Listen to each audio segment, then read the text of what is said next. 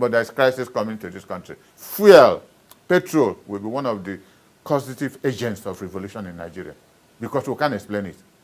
Why we continue to import finished product in a country that has 4 refineries plus this new one of a private one, and yet we are talking about, importing fuel. Something must be fundamentally wrong. Let's begin with the efforts to get the leader of IPOB, Nnamdi Kanu, out of incarceration. What's the update on that? Well, it's a topic I'm very passionate about, very, very. I had seen him in the DSS cell 2 times, and each time it was a very emotional moment for both of us. I've been with him at the court premises, about 2 or 3 times, and I've spoken there. We had a joint press conference on one occasion. I don't know why. I think it's something you can summarize as hate, and you can't find a reason for the hate other than making reference back to Muhammad Buhari's period, who organized and arrested him in Kenya. He must have a special reason why he did what he did, because other people had the same problem. There's a young man who was also arrested in Benin Republic or so, and later came back here after Buhari left office. But if Boko Haram people, bandits who regularly kill people in this country, have been given amnesty by the government of the Federal Republic of Nigeria, and in some cases rehabilitate them, why hold Nnamdi Kanu, who had publicly assured government, if you let me go, I will help you increase security in the southeast and any other part you might require my services?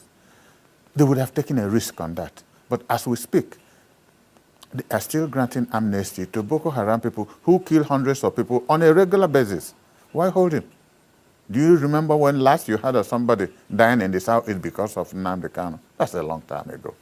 And people were doing it, as a way of making money, using his name. And he said that severally. On one occasion, he told me to speak on his behalf, and on this platform, I said so. So the government alone can explain, especially for somebody like President Bola Ahmed Tinubu, who himself was a revolutionary in some sense. He understands what freedom means. He understands what democracy means, because he fought for it. I don't know where he's coming from now. It's difficult to explain where he's coming from, honestly. All right, Chief, let's go to the end bad governance protest that just, happened recently. And we understand the Southeast didn't join in this protest. Is it true that the Southeast observed sit at home and preferred that to joining the protest? And I'm asking this because even the release of Nnamdi Kanu was one of the demands of the protesters, but the Southeasterners just chose not to join that protest. Why? Well, before I get to answering that, sometimes it's good to look at the antecedents of people in government. And I put my mind back to 1960, from America, from JFK to Johnson to Nixon to Ford to the Peanut president to Reagan, to Bush Sr., to Clinton, to Bush Jr., to Obama, and then down to Trump, then Biden now. None of them has been it's either you're a senator or a governor. At least I made back to 1960. This is the first time in this country and in the world that you see people coming to power. He was a legislator. Our president, Ahmed Tinubu, was a senator of the Federal Republic and 8 years governor of Lagos State. His vice presidential candidate was a senator of the Federal Republic and 8 years governor of Borno State. His wife, the first lady of this country, was a senator of the Federal Republic. The chief of staff of this government was Speaker of the Federal House of Representatives. So they come with superlative, attributes of legislative and executive reference. And in fact, you can also extend it to the fact that they have also captured the judiciary. So what is their problem? It is difficult to explain what their problem is because people are demonstrating. Is it that people are not hungry? I'm hungry. When I declared myself hungry, hitherto when I go to my town with X amount of money, apart from, buying kola nuts and drinks for people who visit me, I now go with sufficient amount of money because people who were not asking me for help were not asking for help. And I regard my community as, you can't count 5 towns in this country without counting my town, where we had a good, successful middle class. But there is so much problem. If there could be so much problem at Nnewi, then many other towns must be in trouble. So why they should have ordinarily set up a committee to identify why did these young men protest? What were they protesting? And they itemized their reasons. And we could see the government making every serious effort to infiltrate them. You tear gas your citizens. You kill them because they protested. Is that leadership? For a man who led protests in this country against a government, a democratically elected government, and you're doing exactly the same. Sometimes I doubt if there is hope. I'm not one of those who spread, malignant pessimism against Nigeria, no. I believe there is hope for the future, but what I'm seeing now does not offer hope for the future. And to my question. Sorry? As to why the Southeast didn't join but observed why should you think the South issues? We're already an occupied territory. If we had raised that is why they won or fight against terrorism in Northeast and Northwest. It's not working because more than 20% of the Nigerian armed forces are in the Southeast. Every inch of the ground is occupied. You cannot run more than 20, 30 kilometers anywhere in the Southeast without 2 or 3 checkpoints. Army, police, Air Force, and if you go further down, then the Navy joins them. And I personally advise, I have a network, say, don't you dare. Because what happened in 1973 as I was leaving the University of Nigeria, Nsukka, that was the second graduation after the Civil War. They introduced this National Youth Service Corps. I was the first set of National Youth Service Corps. And the whole university said, we'll burn down the university. Why am I that? They are now doing it to increase the years of suffering of the Igbos. 32.5 years of the war was not enough. They now want to add us extra year. And a military officer, who incidentally was not Igbo, a Northerner, called me and said, 1 year, if that is the sacrifice your people will make for the stability of Igbo land, you can afford to do it. Don't allow any blood to be shed here. And at the Freedom Square, I got up. Then Professor Codlinia was the Vice Chancellor. I got up and spoke to the students, and everybody walked away. And we went for youth service. Where are we today? Every other part of this country, they are doing youth service. But it was actually directed for a particular people. And we refused to bow. So I told people, if you don't have need to demonstrate, we're already where we are. There are Igbos across this country who joined the demonstration, and you saw them on television, on your network, speaking in Kaduna, in Lagos, Ibadan, every other place. But in Igbo land, I said no. Because when they open fire there, it will be disastrous. So I thank God that we didn't join, at least at home. But okay, we expressed interest and support outside Igbo land.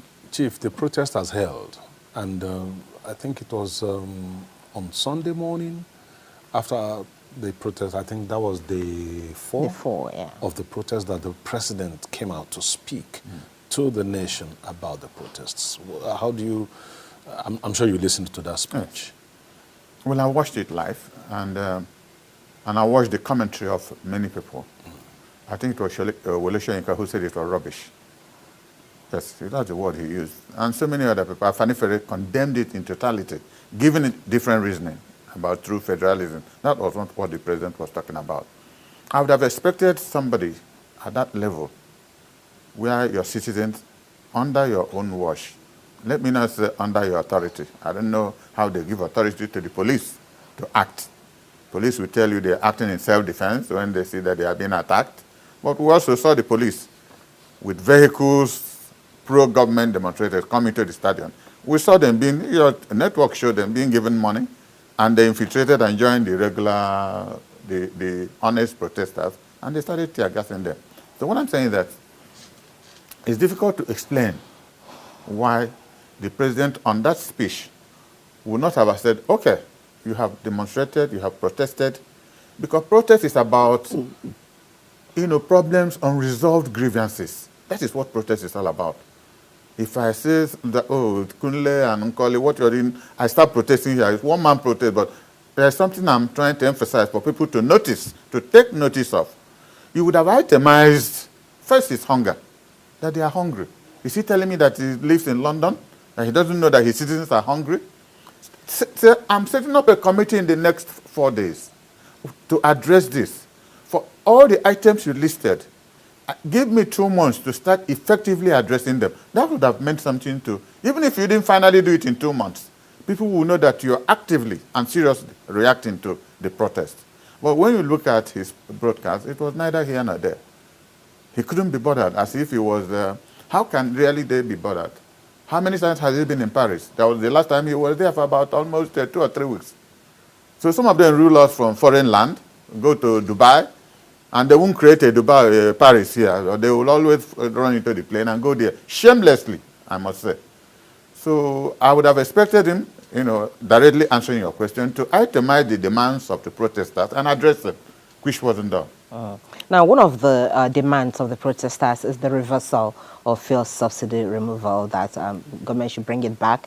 In fact, one of the protesters said, well, if we cannot go forward, then let's go back to where we're coming from, But I've also listened to the executive try, frantically to explain why going back and bringing back subsidy may not be the best option. Some have also offered that if our refineries start producing and we increase, our production locally, that all these prices may be forced down, whether or not fuel subsidy is brought back or not. So let's get your take on that.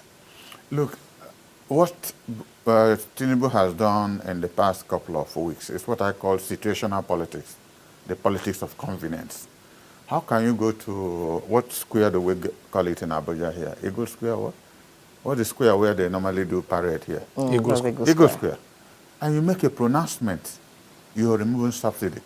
One would have expected a very intelligent politician to say, today I'm making an announcement, removal of fuel subsidy. In the next 4 days, in the next 1 week, a committee is already at work to look at the modalities of doing this so that Nigerians will not suffer. It will not go from fry pan to fire. He didn't say that. He just removed subsidy. He just floated the naira. That shows you a lack of planning and understanding. And that's why I gave the background. Look at the people with him in government. All of them with legislative and executive experience. So they are not coming to this office as Johnny just come. They know where they were coming from and where they were going. But when you look at their pronouncement, then you seriously don't have hope for my country in terms of leadership.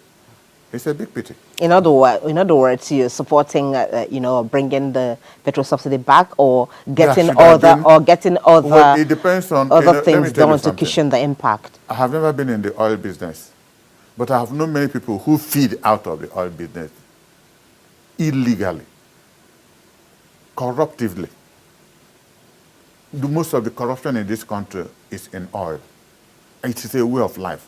Governments know it. Either those stealing at the wharf or on the high seas, it is effectively aided by government. Because if government wants to stop oil theft, they will do it. What are our navies doing? Are we at war anywhere? We have navy ships all over the place. And still people come and collect hundreds of barrels, thousands of barrels of oil and leave our shores. And they tell us story. Because it's serious money. We are talking of very serious money on a daily basis. So sometimes they will catch and, like in those days when you see police announce that they have caught some armed robbers. Then these are armed robbers they didn't know, that they didn't tell them where they were going. It was that bad with the Nigerian police in the 50s, in the 60s and 70s. Because the police is so active that wherever you go to steal, they will catch you. But the ones they know, they will pretend as if they didn't know what happened. Go and steal from a police barrack. 24 hours, they will catch you. Wherever those thieves come from, they will catch them. Okay, Chief, we're going to go on a break now, but we'll continue with this interview after we are done with Kakaki Social. So we ask you to just stay with us. We'll be back. So we'll take a break, and Rena Obozege will be here. Of course, Chief Netizen of Kakaki, I call her. She will be here in a moment to tell you the goings-on the streets of the social media. Still watching Kakaki, the African Voice, and leaving off from the Kakaki Social, we'll come back to conclude our conversation with Chief Dan Ulasi, former chairman of the People's Democratic Party in Anambra State, and of course a political analyst and commentator who's joined us to look at the state of the nation this morning. Now, Chief, before we went on break, you were talking about a number of issues concerning the End Bad Governance protest. And I'd like to find out from you as we close. The Chief of Defense Staff came out to speak to to warn protesters at some point that the military will not brook any act of treason or whatsoever from any of the protesters. And at a time when Nigeria has greater issues with security, especially all across the northeast, the northwest, and virtually all across the country. You know, So what are your concerns concerning insecurity there? Well, I will start by saying that, you know, the past 9.5 years, I'm not trying to shield PDP, but it wasn't that bad. The past 9.5 years, the APC as a party has been spreading an epidemic of dishonest misinformation to Nigerians. It is that epidemic that crystallized itself, unfortunately, under Tinubu, that led to the riots you're seeing, the protest, everything heightening up. 8 years of Buhari was a disaster. I've said it severally. People who, you know, some friends of mine, I had said it once on this platform. 2015, the Channels Television, you know, I had a major 1-hour interview with them, and I said this will be a disaster if this man becomes president of Nigeria, because I had the misfortune of meeting him as chairman of PTF with my late cousin, Major General Sam Moma, and I couldn't know where he was coming from. And this man eventually catapulted himself. Under the military, yes, anything goes, but to become president of Nigeria, and you saw the 8 years wasted. So if, as it were, it was a political bastardization, that nothing worked, nothing happened. But Tinubu was washing it. He made matters worse by saying that he will continue with the good works of Muhammad Buhari. Maybe it's a political statement. But it's now seen that the tragedy that was Buhari, even if you had put in P2B or Atiku or anybody else, probably they will have different modalities of trying to come out of the problem. The problem was so much that you needed very strong, intellectually placed people to sit down and look at the disaster Buhari caused to this country. So it will still take time before we can come out of the woods, but we need honesty. And this honesty supposes that government must speak with one voice, but you don't know who is speaking. There's somebody that we have a press secretary, there's this one that was insulting P2B, I don't remember his name. Different comments coming from government, which you can't explain, in a difficult situation we have in this country. Mr. President, if you are the only one that will speak, please let us hold you accountable and quote you. Because we can't be quoting this thing by insulting people. You don't insult people. You don't solve problems by insulting people. You have to, firstly, squarely face the problems and itemize your solutions to them. And this is the first sample of what is going to come. Because if they don't do anything to solve this problem, they need to be a disaster. I think reference to the Chief of Defense Staff, I was amazed. Having been an officer in the Biafra army, each time I see soldiers, I feel excited. But when a soldier becomes a politician by making commentaries that he shouldn't make, we have a Minister of Information. That was a National Security Council that just finished meeting. Even if a soldier was to speak, not the Chief of Defense Staff, we have a military spokesman who is a Major General. He didn't talk. And the Chief of Defense Staff just came out and rather ruthlessly, they will deal with those who want to truncate democracy. I wish he would use the same force to deal with those who are already truncating democracy in Northeast and Northwest, which is their primary responsibility. Because, gallant at the rear. What would civilians demonstrating? What would they do? I didn't see of anybody arrested with weapons, either AK-47. If there was, I do apologize, but I didn't hear any of your networks talk of somebody arrested with weapons, they're trying to do this, they're trying to do that. So why make reference to those trying to truncate democracy, just for the sake of saying something, when the main problem holding this country down is in the Northeast and Northwest? So I thought it was an unfortunate comment for him. Okay, Chief, you're always very vocal, and that's why sometimes when you talk, there may be a misunderstanding about what you say. There appears to be a misunderstanding of a recent interview you granted where you were referring to Tinubu as having won the 2023 election, and you said with common sense. Could you clarify what you meant Well, by that? you know, that's what I call speculative literature. It's part of social science. You know, two of you may not have been classmates, and you know, it was Arise Television that I had an interview with. You may not have been classmates, but you find yourself every morning. You know, Nigerians look forward to listening to you. They learn something from your commentary, from your questioning, from your attitude. They learn something. This is common sense. Common sense of knowing where to be at a particular point in time. What you want. You need common sense to pass 1, 2, 3, 4 secondary schools, and you choose A or B. That gives you an advantage because of your common sense. Sometimes that common sense might not be common, because if it was common, people would pick it on the street. It is not common. But it is that common sense that energizes you to think properly and apply that knowledge into your future. That's what I was trying to explain. That you don't look at Buhari out of 200, Tinubu out of 270 million people, and he suddenly, it wasn't a coincidence, it wasn't whatever that he became president of Nigeria. He planned it. And he said it, that it is his turn, even though it was a statement I regarded as foolish. But he realized it when he said it was his turn. Nigerians did nothing. A few people may have commented, this is not your father's compound. I was among those who said, even if it's your turn, I mean, you should discuss with your brethren, your brothers and sisters, whether indeed it's your turn. But you could be head of your family by Igbo succession, the first son. When the father dies, become the head of the family. That one is your turn. But to tell me that it's your turn to be president of Nigeria. Today, he's president of Nigeria, so maybe it's his turn. So when it's nearing 2027, I'll probably have an interview to say also it is my turn. And hope people can help me raise funds. Because if I'm president, both of you will benefit, and you know you will surely benefit. Oh, God. Anyway, Chief, before we go, let's quickly. We're seeing you for the first time since the Supreme Court judgment on local government autonomy. What are your thoughts on that? Have you had a chance to look at that it's difficult judgment? to know if the Supreme Court is now a legislative body. Because I know the Constitution of Nigeria talks about a joint state and local government account where money should be paid in. If I'm wrong, please correct me.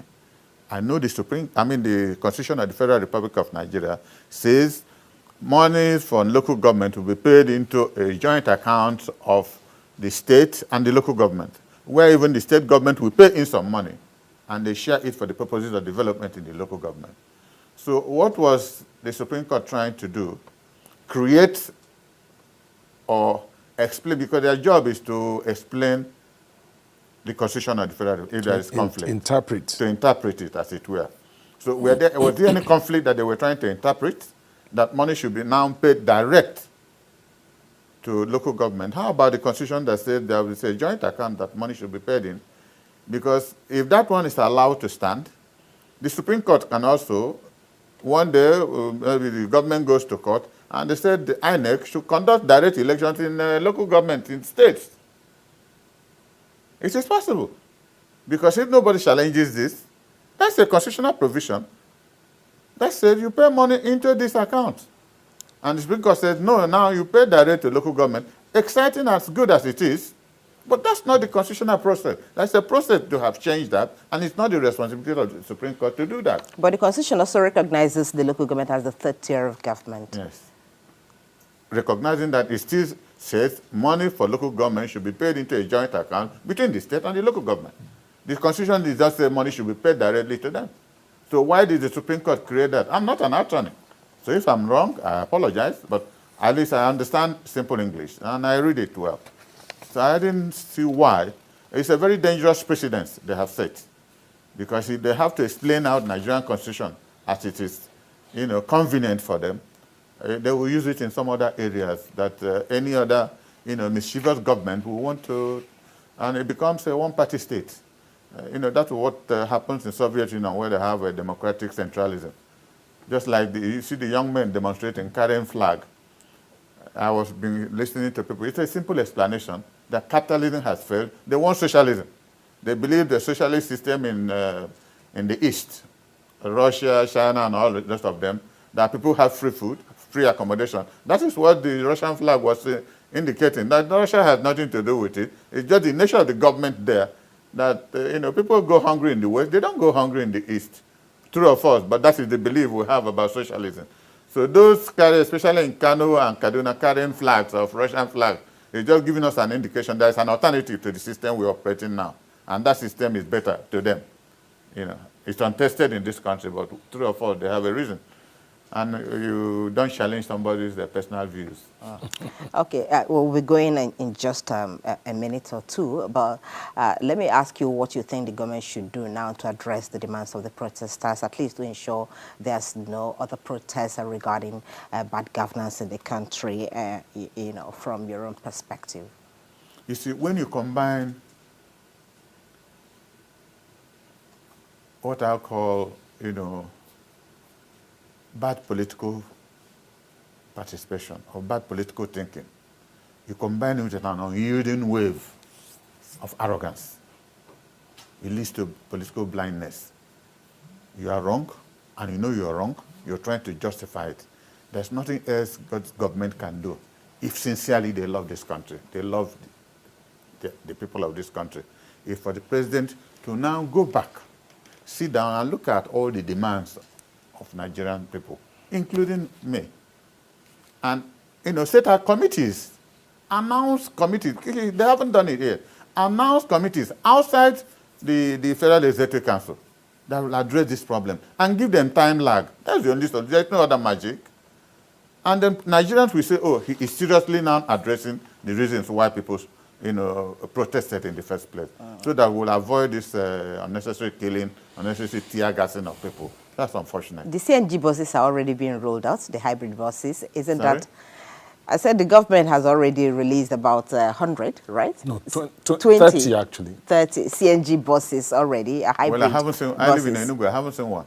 Oh, that's in Abuja for a start. Okay, Abuja is not Nigeria. They were commissioned yesterday by the president. You see?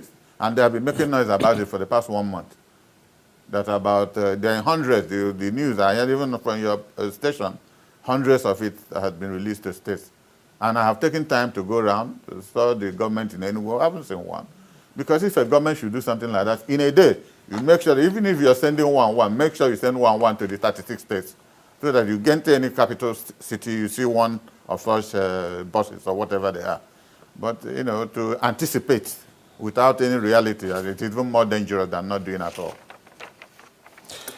Okay, Chief Dan Ulasi, before, yes, I remember now that I was trying to, some of the comments that we had on our newspaper review, I want to, since you're a member of the PDP, let me quickly ask you before we go.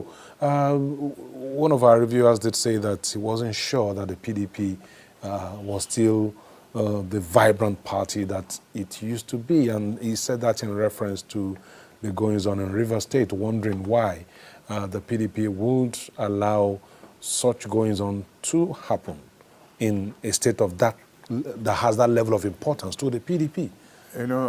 How do you respond to that? Well, you see, I would not like to comment on my party publicly, especially in the situation we find ourselves. Every leadership has its own shortcomings, or what I may call shortcomings. They have their style and their modalities of functioning. So, the problem of Wike and River State have also come into PDP on the national level. So you don't even know who is directing the party, for whose interest the party is working. I just heard that my name was put into a National Reconciliation Committee. I was informed. Okay, at least I was informed beforehand. So maybe when I have another interview, if I attend the Reconciliation Committee, I will know what it's all about. It will be my interest. I joined PDP because of Alex Ekweme. I've remained in one party. Most people in this country have moved. Look at all the people, somebody 8 years as PDP governor jumps into APC. From APC, they jump here. So you don't even have any factual reference on integrity. What does the person believe? You don't know what he believes. This is why I want to say it again. I have respect for people like Tinubu, and even he poorly performed Muhammadu Buhari. You knew he was in APC, and they remained there. I'm in PDP. I have not changed party.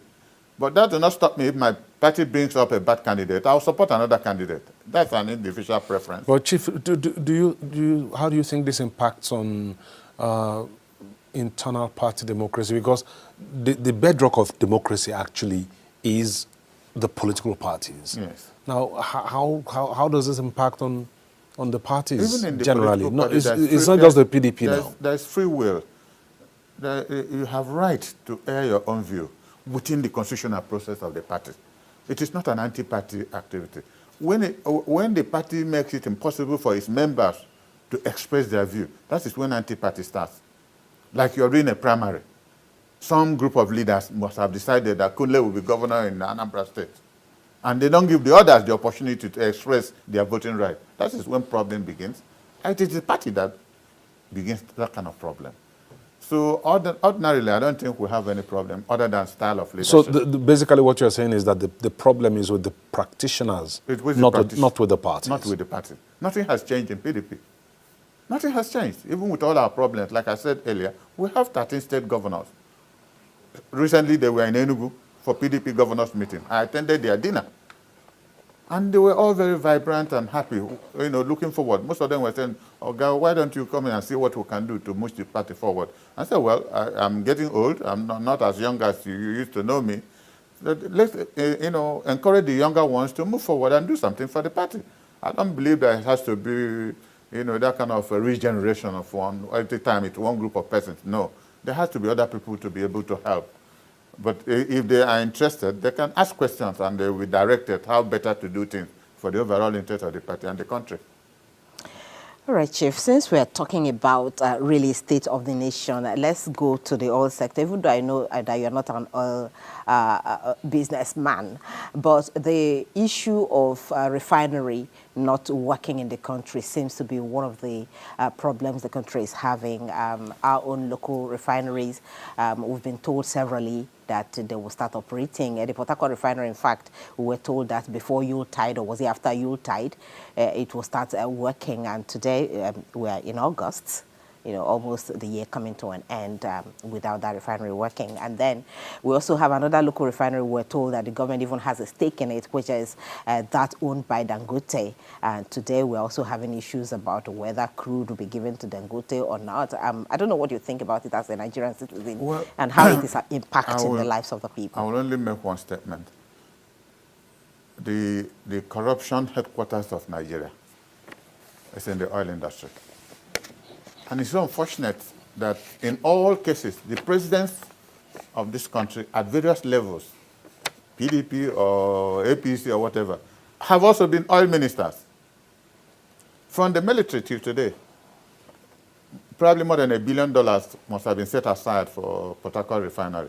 And up to today, I had an announcement, either one of the, I think we have 2 ministers of state now, one of them saying that before Christmas, so the oil refinery will be ready. The one built by a private individual is not being given oil, and he was importing oil until the president directed recently that they should give him oil and sell to him in Naira.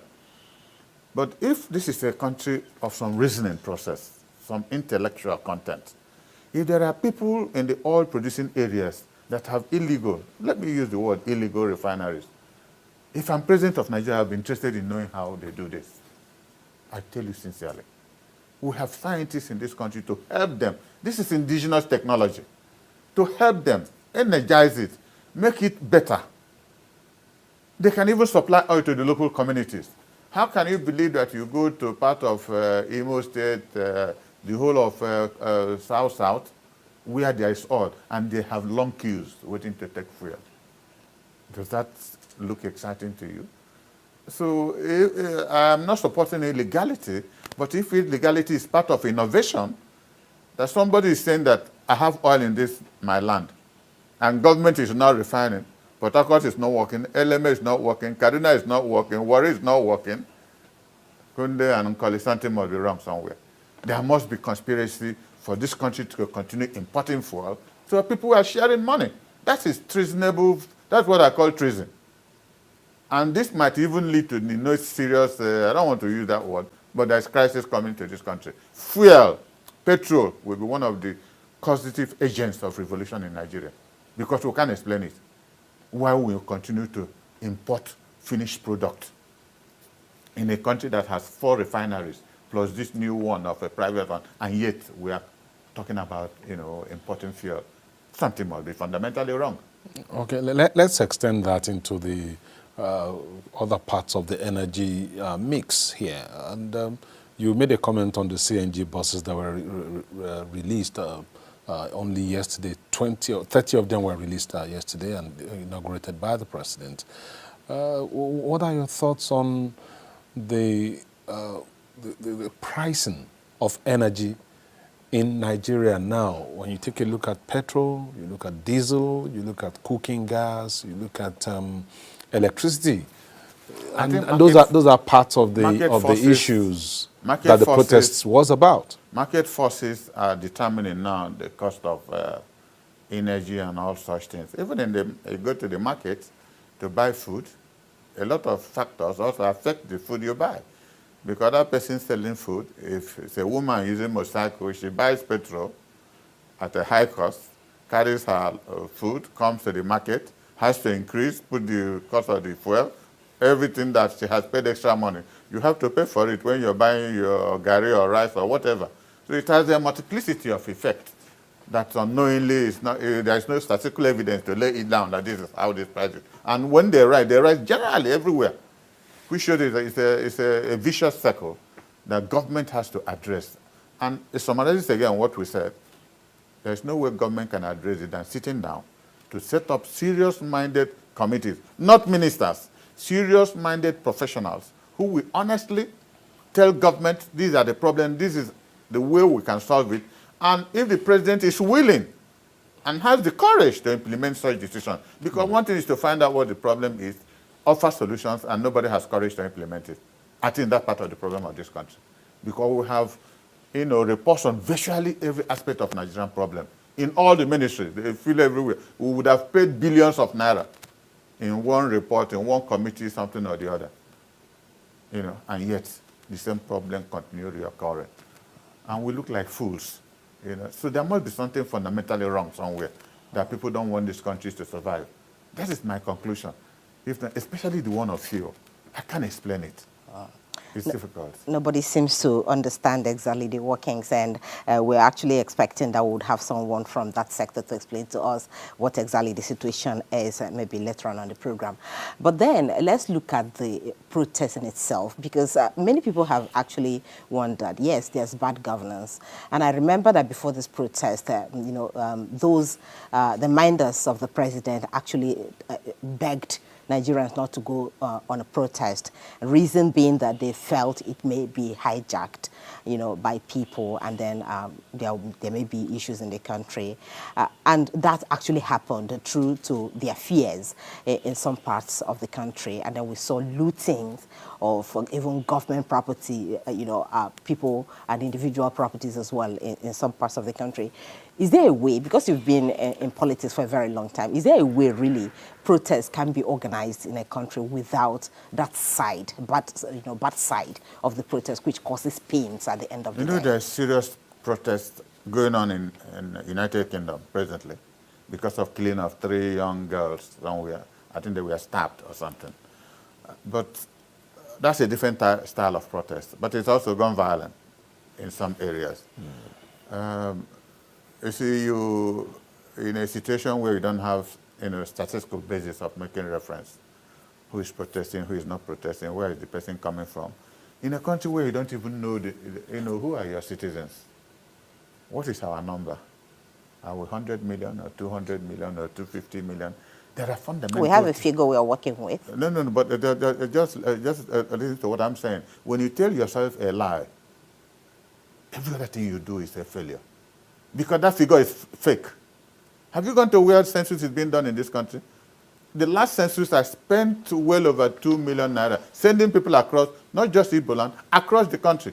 And you see where people in different states, someone will ask Okeko Kafo in different places, Mohammed Mutali in one polling booth, somebody will answer Okeko Kafo 10 times.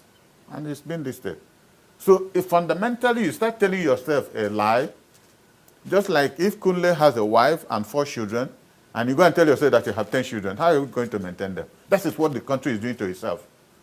If you can't tell yourself the simple truth of the number of your citizens, that is the greatest tragedy of the Nigerian Federation.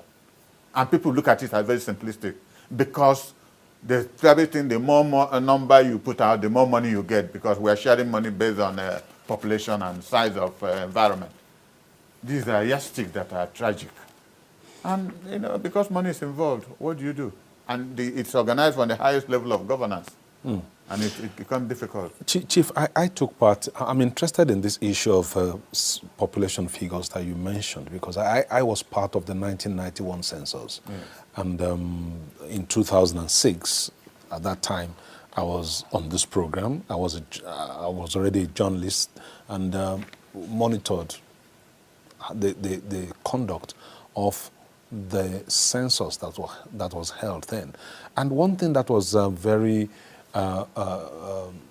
noticeable in 2006 was one thing I will give you an example of: the disagreement between the Lagos State government and the National Population Commission on the population figures of Lagos and Kano states at that point. And it's instructive that Lagos State government believed at that time that the population of Lagos far exceeded that of Kano, while the NPC said Kano had a larger population. So what exactly do you think is the problem with gathering data in Nigeria? Why can't we have credible census figures instead of going by an estimate of, people say, an estimated 220 million people, for instance? I have attempted to answer this question economically. In 1978-79, some group of Easterners, rightly Southeasterners, led by S.G. Koku, Uche Chukwumerije, Professor Chinua Achebe, led Dr. Ikemo Keke, led Dr. Aton Wankwo, and my humble self, Dr. Kemode. All these names I'm calling, they're all dead. I think I'm the only one alive at that level.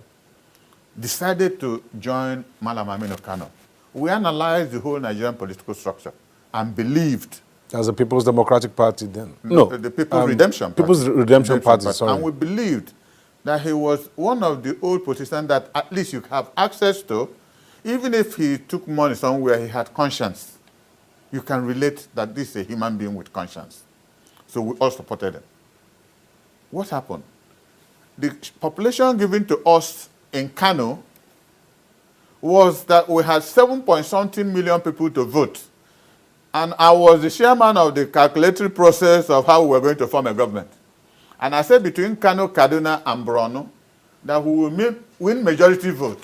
We might not have a spread, so that when we go for a second ballot, with that majority vote, Aminu Kano will be president of Nigeria. Do you know what happened? Imo State, 1.3 million people voted for Zik in Imo State alone.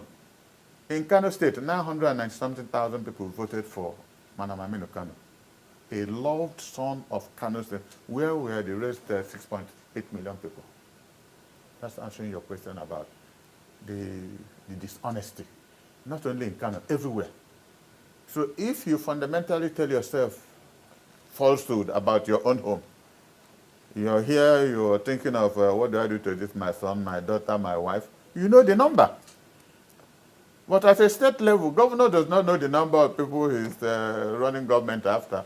A local government chairman does not know the number of people in his local government, dishonestly, because if we want to know, we know. We have habitations everywhere. We know who lives next to who, but we're not interested. So everything we do is forgery, forgery, forgery, and such comic dishonesty has become a way of life. So I think, and I want to say it with honesty, a revolution is needed to change the course of history. Because civilians cannot do it. All the major changes that have happened in this country were done by the military. Have we been able to create local governments? Lagos should not have 20 local governments. There's no way Lagos should have 20. They should have a minimum of 50 local governments. At least approaching to what Kano has. At a time when some group of people are also asking that we go back to regional government? Well, this is also part of, people are talking about that because, okay, look at, in recent times, there was something I wanted to talk about.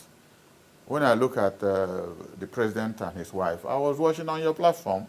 I think it was Honor Serena was sharing it on social media, where the first lady of this country, at least first lady today, a few years back, was asking Igbos to leave Lagos so that they will inherit their properties.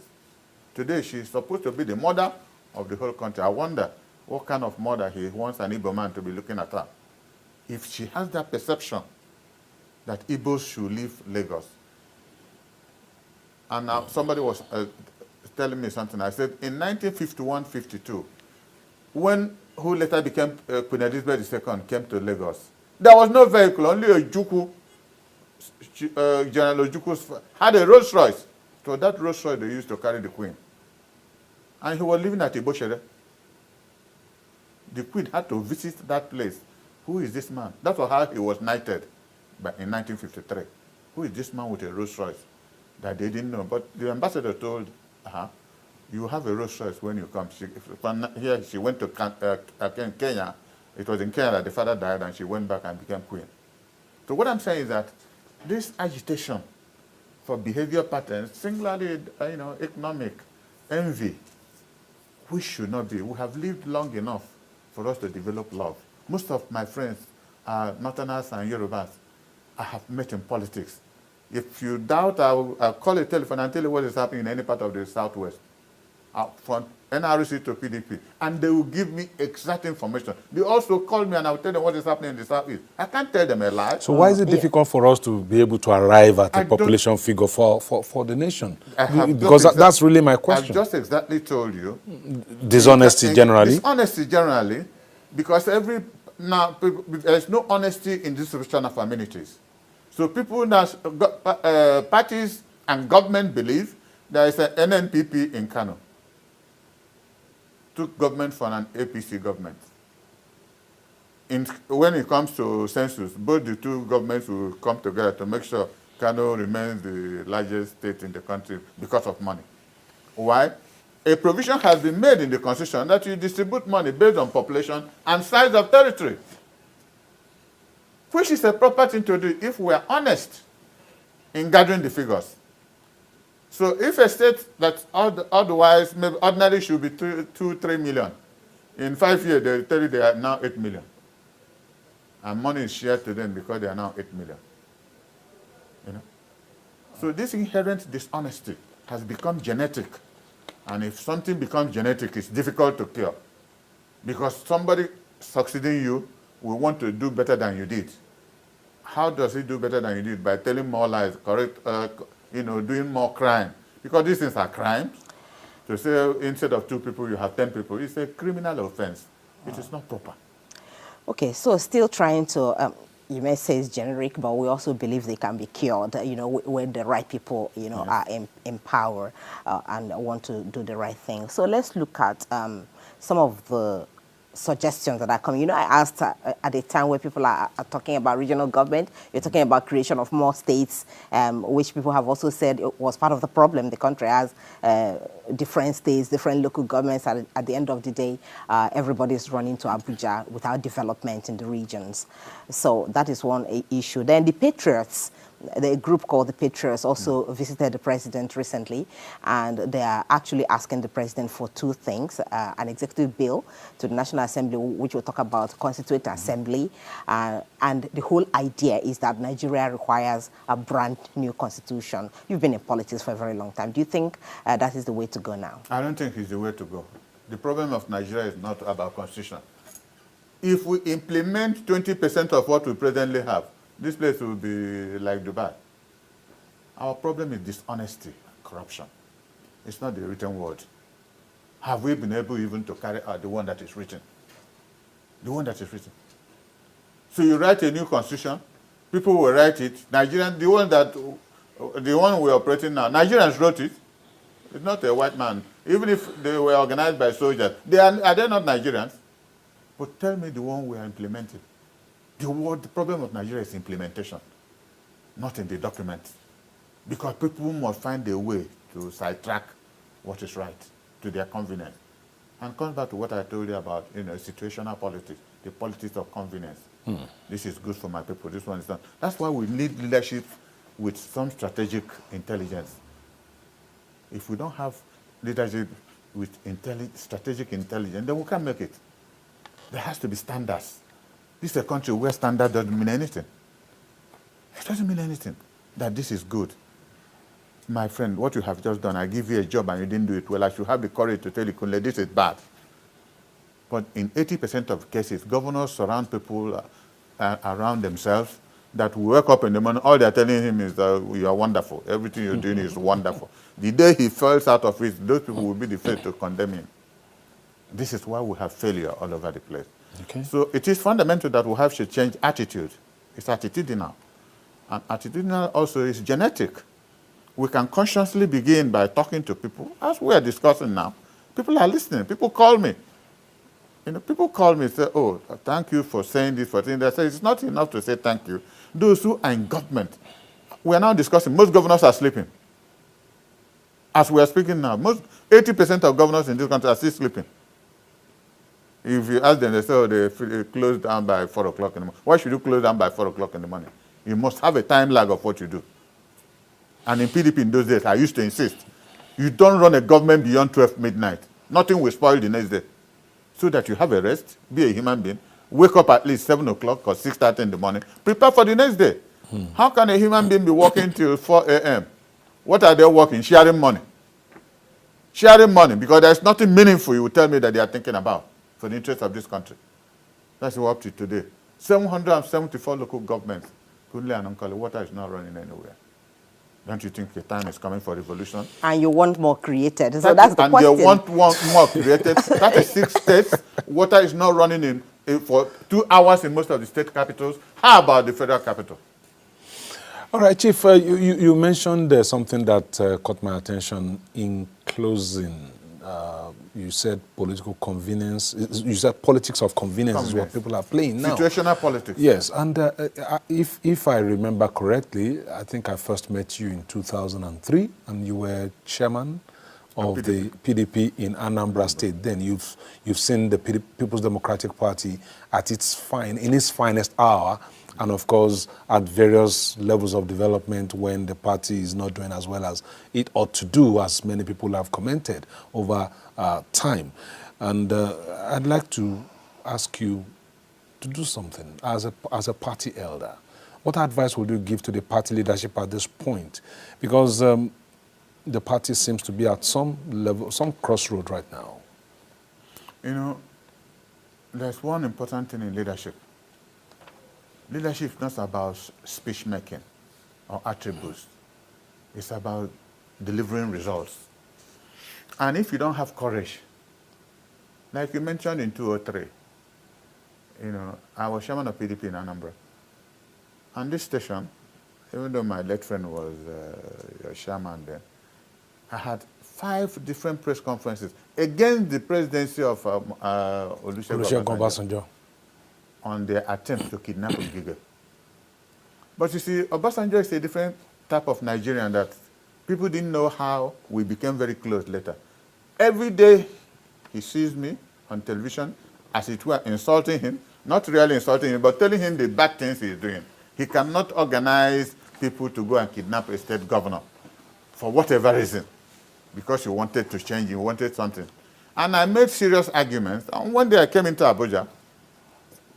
My brothers working with him told him I was in town, and he sent somebody to come and collect me.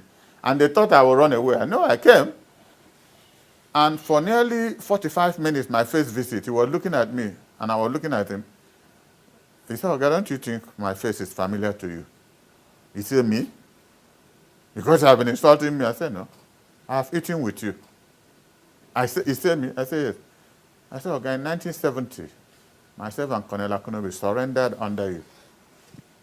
I have just been promoted major in Biafra Army. So all majors and above were sent to Port Harcourt for clearance.